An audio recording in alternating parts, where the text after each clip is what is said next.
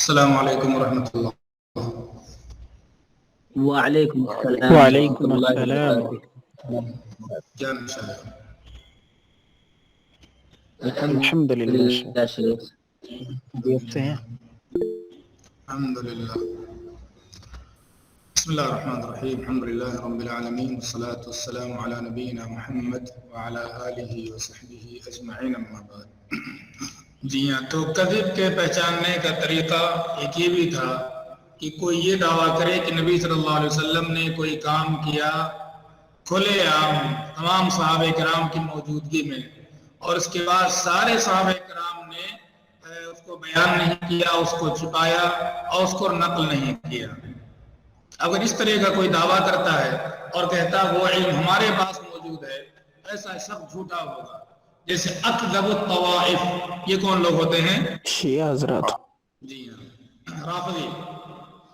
تو رافضہ کا کہنا یہ ہے کہ نبی صلی اللہ علیہ وسلم نے علی بن ابی طالب رضی اللہ تعالیٰ عنہ کا ہاتھ پکڑا، تمام صحابہ کرام موجود تھے، حجۃ الوداع سے واپسی کا موقع تھا، سب کے بیچ میں کھڑا کیا، سب نے پہچانا یہ کون شخص ہے، اور فرمایا آپ نے کہ یہ میرا وصی ہے، میں اس کے لیے وصیت کر کے جا رہا ہوں، میرا بھائی ہے اور میرے بعد خلیفہ ہوگا. سب لوگ اس کی اطاعت کرنا اور ان کے پیروی کرنا، اتباع کرنا. لیکن سارے صحابہ کرام نے اتفاق کر لیا اس کے کتمان پر، اس کو بدل دینے پر. وصی نہیں مانا، خلیفہ نہیں مانا، مخالفت کی. فلعنت اللہ علی ایسے جھوٹے لوگ جو نبی صلی اللہ علیہ وسلم کی طرف جھوٹی بات کی نسبت کرے، ایسے لوگوں پر اللہ تعالیٰ کی لعنت. اسی پہچان لیا جا سکتا ہے اس طرح کی بات اگر کوئی شخص بیان کرتا ہے تو وہ جھوٹا انسان. جی ہاں، اس طرح کا جاتا ہے کہ ایسی حدیث کوئی بیان کرے کوئی شخص جس میں اٹکل باتیں ہیں جو نبی صلی اللہ علیہ وسلم سے صادر نہیں ہو سکتی. جیسے کہ حدیث کسی نے من صلی لیلۃ الاثنین 6 رکعات، اگر کوئی شخص پیر کی رات کو 6 رکعات پڑھے، ہر رکعت میں سورہ فاتحہ ایک بار اور 20 مرتبہ قل اللہ احد پڑھے، اور اللہ تعالیٰ سے اس کو 10 مرتبہ استغفار کرے، قیامت کے دن اس کو کتنا ثواب ملے گا؟ 1000 صدیق، 1000 عابد، 1000 زاہد. تو یہ اس طرح سے مجازفہ اٹکل باتیں بیان کرنا جو نبی صلی اللہ علیہ وسلم اس طرح بیان نہیں کیا کرتے تھے. تو ایک مشہور راوی ہے جو باری، اس کی یہ گڑی ہوئی حدیث ہے. طریقہ یہ پہچاننے کا کہ کوئی ایسی حدیث بیان کرے راوی کوئی جو حدیث کے صاف بالکل برعکس ہے. ایک تو ہوگا ہمیں ایسا لگتا ہے ایک صاف بالکل اس کے برعکس ہے، یا حس کے محسوسات بالکل الٹا کر مشاہدے کی بالکل بات نقل کرا نبی صلی اللہ علیہ وسلم. نبی صلی اللہ علیہ وسلم قرآن کی مخالفت تو نہیں کرنے آئے تھے، نبی صلی اللہ علیہ وسلم خود اپنی سنت کی مخالفت کرنے نہیں آئے تھے.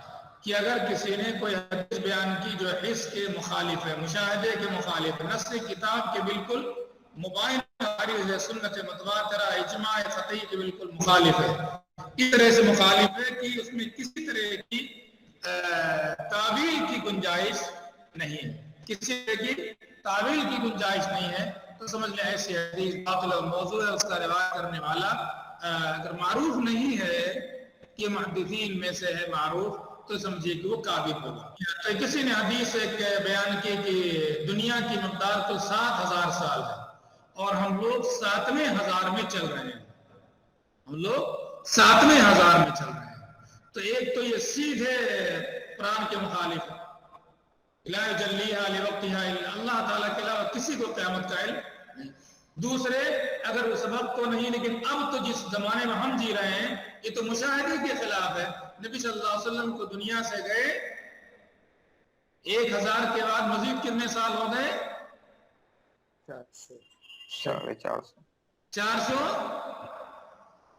400 تقریباً 32 سال ہو گئے دنیا سے گئے. اور آج بھی الحمدللہ یہ دنیا قائم ہے، باقی ہے، قیامت ابھی تک نہیں آئی.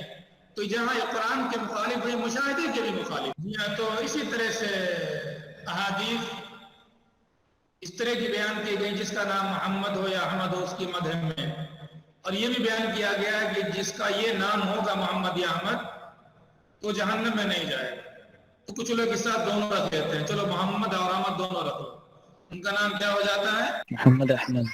محمد احمد ایک ساتھ دونوں پکا ہو گیا جی.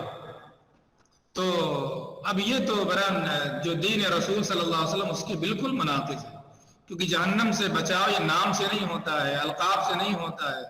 جہنم سے نجات تو ایمان سے ملتی ہے، اعمال صالحہ سے ملتی ہے، اخلاص سے ملتی ہے۔ نام رکھ لینے سے ورنہ اگر یہی ہو جاتا تو پھر سب لوگ چلو یہی نام رکھ لیں، ختم، اس کے بعد نہ عمل کرنا نہ کچھ کرنا ہے۔ تو ان چیزوں سے جنت نہ ملتی ہے، نہ ان چیزوں سے جہنم سے نجات ہوتی ہے۔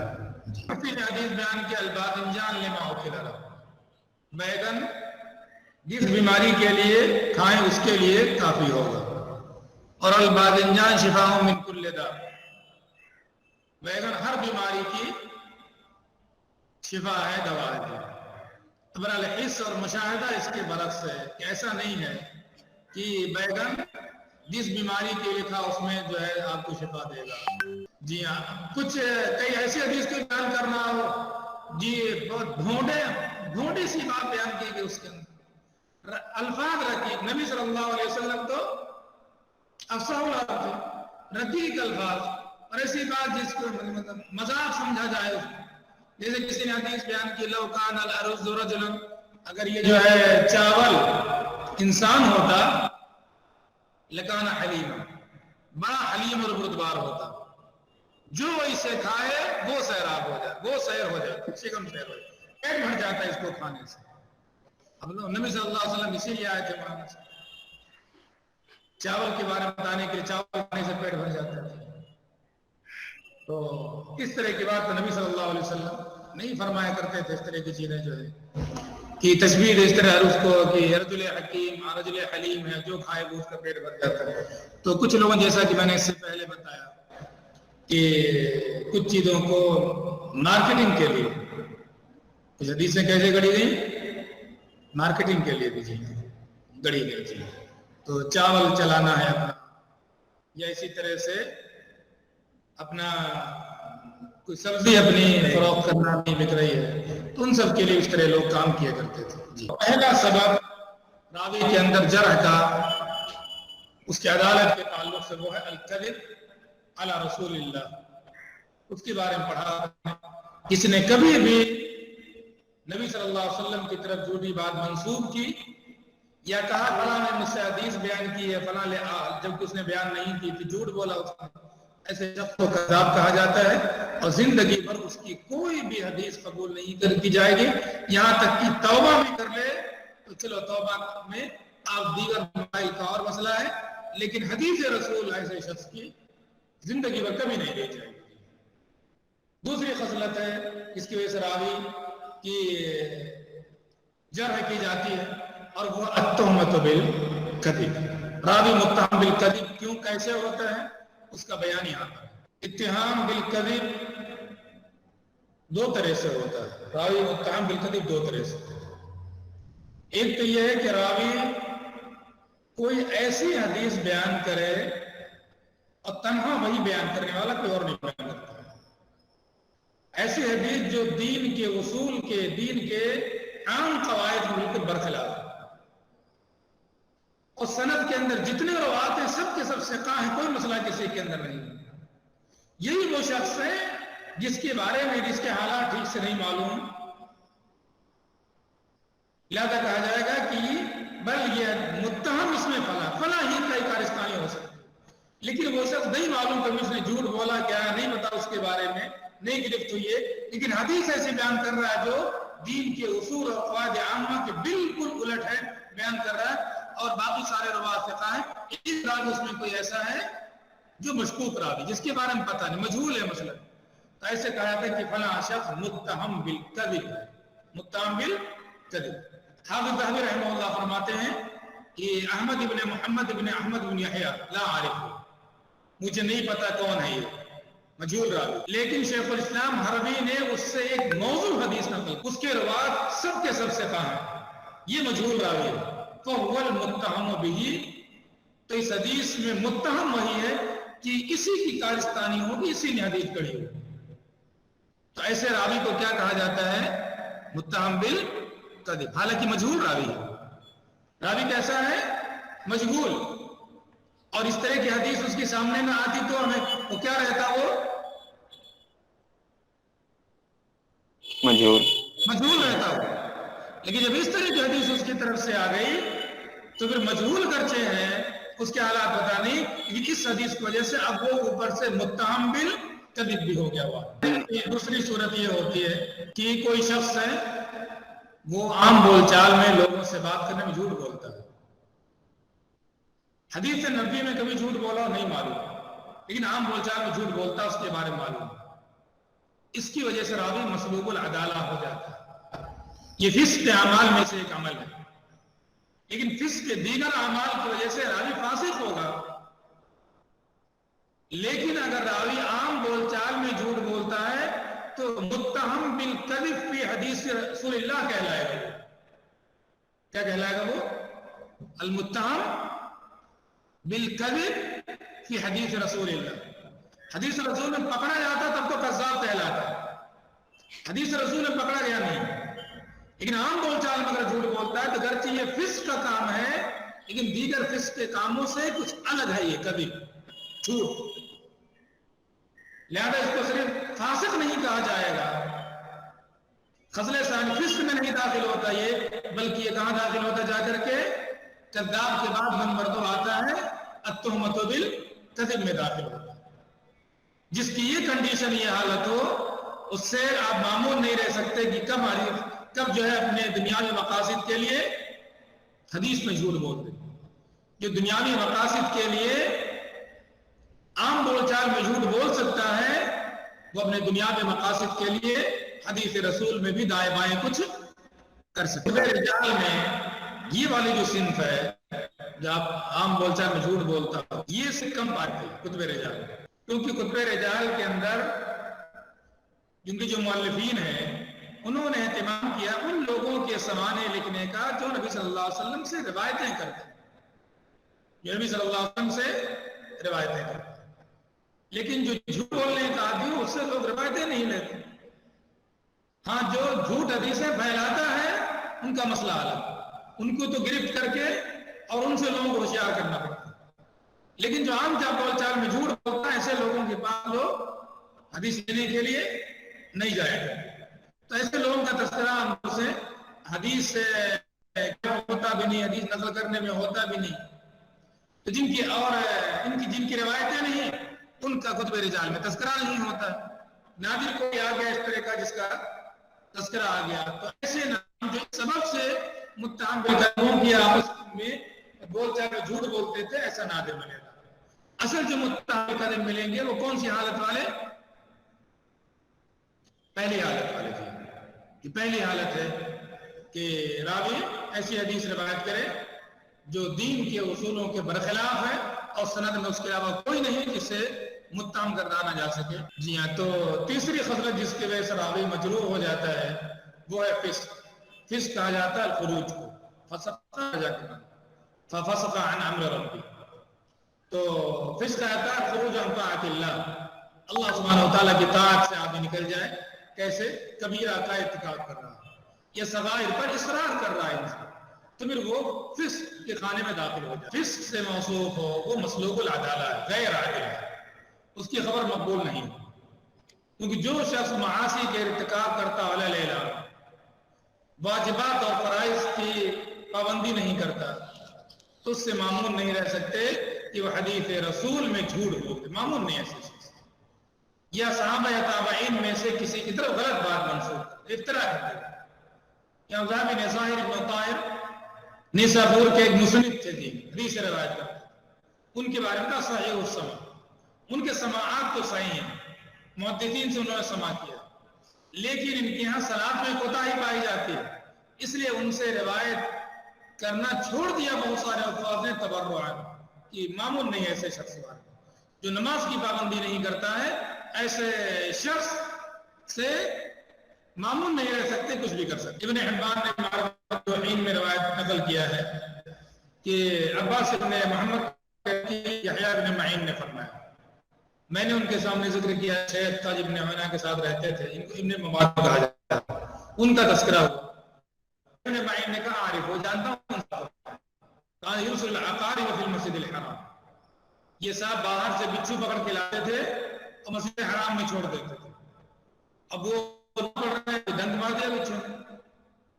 اور کیا کرتے تھے ایسا رات میں جو وضو خانہ ہوتا تھا جہاں لوگ کرتے تو وضو کی جگہ زیادہ دیتا تھا بندہ. اب لوگ گئے وہاں سے پانی اٹھایا تو ساتھ میں روشنی آ گئی. اب منہ کیا ہو گیا لوگوں کا رات میں کالی روشنائی تو کیا ہو جائے گا سیاہ ہو کالے ہو جاتے ہیں. تسود وجوہ الناس لوگوں کے چہرے کالے ہو جائے تاکہ اس سے کوئی انسان روایت نہیں کرے گا جس میں خیر ہو.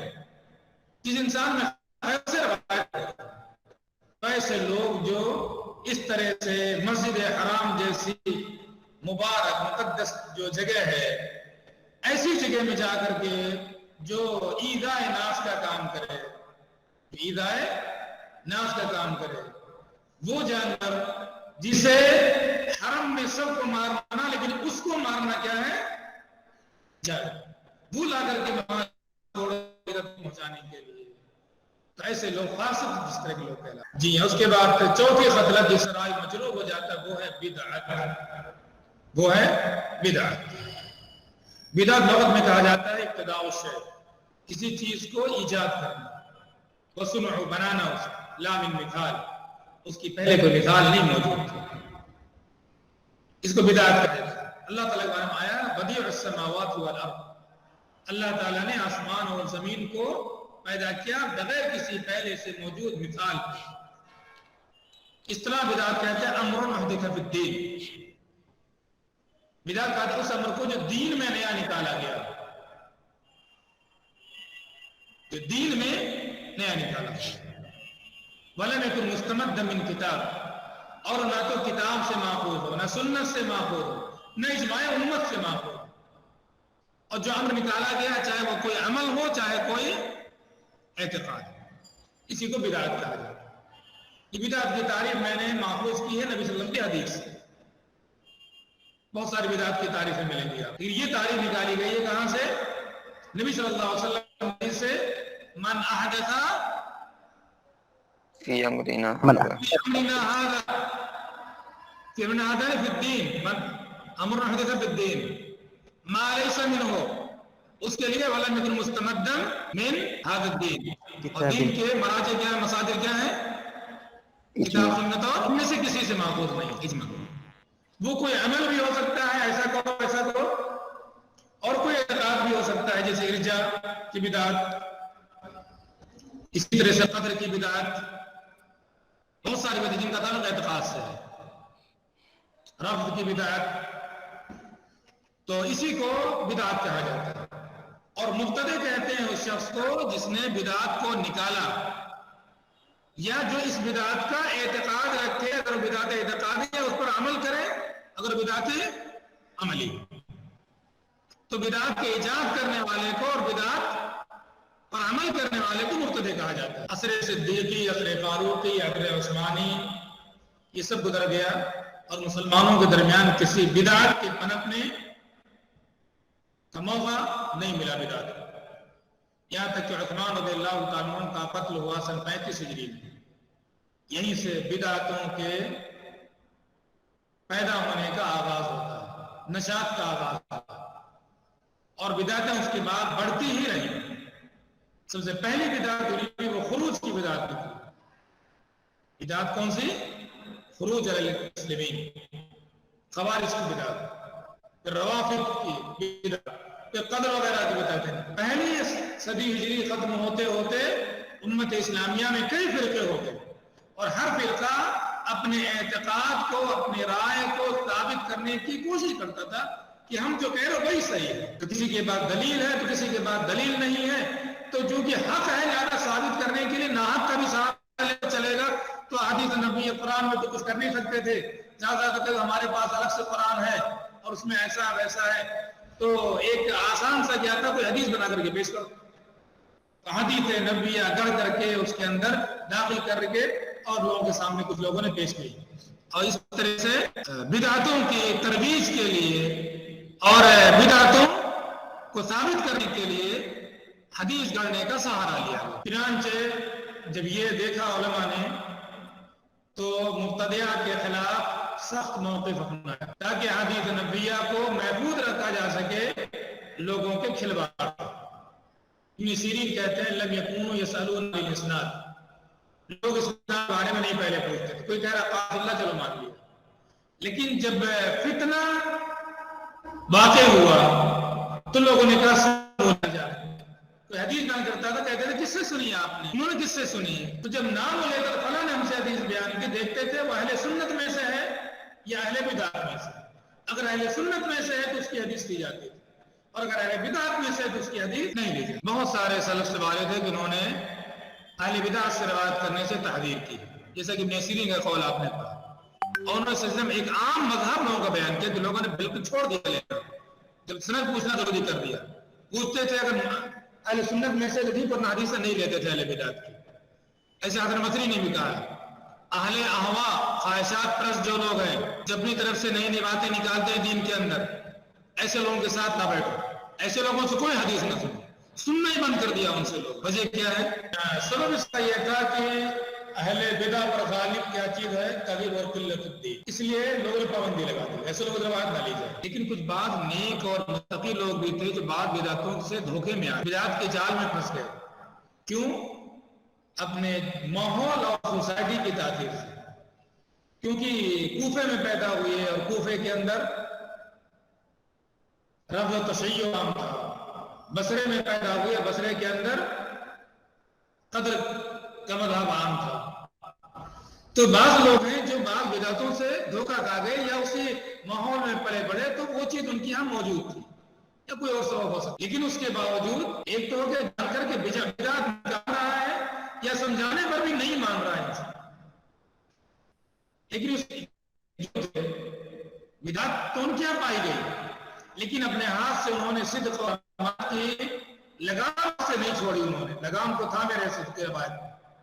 تو محدثین جن کا اللہ تعالیٰ نے بعد نظر عطا فرمایا، سداد رائے عطا فرمایا، ہر ایک کو اس کا جائز مقام وہ دیا. نہ تو یہ کہتے کسی مقتدی کی حدیث نہیں لی جائے گی، نہ یہ کہتے کہ ہر مقتدی کی حدیث لی جائے گی. اس کے اندر ہر ایک کو جو اس کا حق تھا وہ دیا، ہر ایک کے ساتھ کیا. جو اہل صدق ہیں، اہل امانت ہیں، ان کی تصدیق کی، اور جو اس کے برخلاف ہیں ان کی تصدیق نہیں کی. اسی وجہ سے مبتدع سے روایت لیں گے یا نہیں لیں گے، اس سلسلے میں علماء نے تفصیل بیان کیا. تو مبتدع کی دو قسمیں ہیں. پہلی قسم جس کی بدعت مکفرہ ہے، بدعت کی وجہ سے جن کی تکفیر کی گئی، ایسے لوگوں کی روایت بالکل نہیں لی جائے. اس پر اتفاق نقل کیا امام نووی نے، حافظ ابن کثیر رحمہ اللہ. امام نووی فرماتے ہیں کہ جس شخص کی تکفیر کی گئی اس کی بدعت کی وجہ سے، اس سے بالاتفاق نہیں لی جائے. ابن کثیر نے کہا ہے اگر کوئی مبتدع ہے اور اس کی بدعت کی تکفیر کی گئی ہے تو اس کی روایت کو رد کرنے میں کوئی اشکال سرے سے نہیں ہے. جی ہاں، تو لیکن تھوڑی سی اس میں تقید کریں گے. جیسے ابن حجر رحمہ اللہ نے فرمایا، انہوں نے کہا تحقیق کی بات یہ ہے کہ ہر وہ شخص جس کی بدعت کی وجہ سے تکفیر کی گئی ہے اس کی روایت کو رد نہیں کر دیں گے، کیونکہ ہر طائفہ کا دعویٰ یہ ہے کہ اس کے مخالفین مقتدیہ ہیں. آپ کسی کو کہتے ہیں بدعتی بھی نہیں کہتے آپ؟ جی شیخ. لوگ بدعتی کہتے ہیں، اور وہ لوگ آپ کو کیا کہتے ہیں؟ ان کو مقتدیہ کہتے ہیں. اور یہ جو ہے مبالغہ کیا، تو اس کی تکفیر بھی کر دی. تو اگر علی الاطلاق لے لیں تب تو سب کافر ہو جائیں گے. اگر اطلاق لے لیں گے جس کی تکفیر ہوئی ہے اس کی روایت مل جائے تب تو سب کافر، اور سب کی ساری باتیں کیا ہو گئی؟ ختم. تو اس سلسلے معتمد جو یہ ہے کہ اگر کوئی شخص ایسی چیز کا انکار کرتا ہے جو شریعت سے متواتر، شریعت سے تواتر کے ساتھ معلوم، لیکن اس کے باوجود اس کا انکار کرتا ہے، یا ایسی چیز دین میں داخل کرتا ہے جو بالکل واقعی قطعی طور پر دین کا سرے سے حصہ نہیں ہے، اس کے برعکس ایسا کوئی اگر ہے تو ایسے شخص کی روایت نہیں لی جائے. بدعت مکفرہ کی چند مثال ہیں. جیسے رافضہ میں جو خالی رافضہ ہیں، ان کا دعویٰ یہ ہے کہ علی رضی اللہ تعالیٰ عنہ میں اللہ تعالیٰ حلول کر گیا ہے. علی رضی اللہ تعالیٰ عنہ میں اللہ تعالیٰ حلول کر گیا ہے، تو علی رضی اللہ تعالیٰ عنہ ہی گویا کہ ایک طرح سے الہ، یا کسی اور کے بارے میں کوئی دعویٰ کرے فلاں کے اندر اللہ تعالیٰ حلول کر گیا ہے، یا کوئی یہ دعویٰ کرے کہ علی رضی اللہ تعالیٰ عنہ قیامت سے پہلے دنیا میں دوبارہ واپس آئیں گے. یا اسی طرح سے قدریہ میں سے کچھ لوگوں نے کہا جب تک کوئی جو تقدیر کا انکار کرنے والے ہیں تو بعض لوگوں نے یہاں تک کہہ دیا کہ جب تک کوئی چیز وقوع پذیر نہیں ہو جاتی تب تک اللہ تعالیٰ کو اس کا علم نہیں ہوگا. اس طرح کی بات اگر کہتا ہے تو مکفر تکفیر ایسے لوگوں کی جو شریعت سے قطعی طور پر معلوم ہے جو چیز بات ہے اس طرح کی باتیں اگر کوئی کہتا ہے تو ایسے بدعت مکفرہ ہوگی. ایسے لوگ قطعی طور پر ایسے لوگوں کی روایت نہیں لی. تو باقی بدعت کے دوسرے ختم ہو گئے. اگلے ہفتے قسم